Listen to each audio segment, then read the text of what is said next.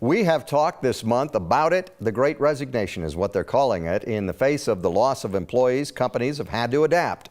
So this morning we take a little closer look into their strategies to bring in more people, maybe more importantly, keep those who stuck around happy.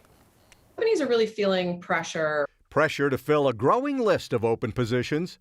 Catherine Dill covers careers and workforce for the Wall Street Journal.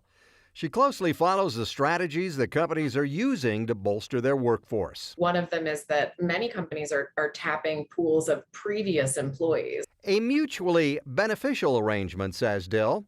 For the employer, certainly you can quickly bring on a tested employee and bring them up to speed much more quickly.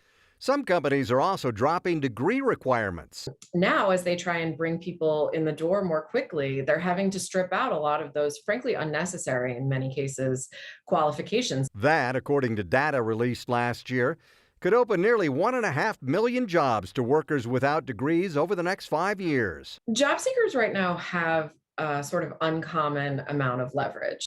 Not just job seekers, but those who stayed in their jobs, too. We see companies becoming a lot more flexible about things like hybrid work. Some data released at the end of last year found that employers are setting aside almost 4% of total payroll for raises in 2022. That's the most we've seen since 2008. The bottom line, from job seekers to job stayers, the ball is in your court.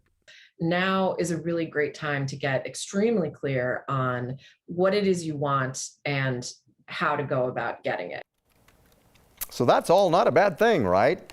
Dill says it is always good advice if you're on a job hunt to focus your search. Also network, she says, as opposed to just shooting off hundreds of applications and waiting around for responses.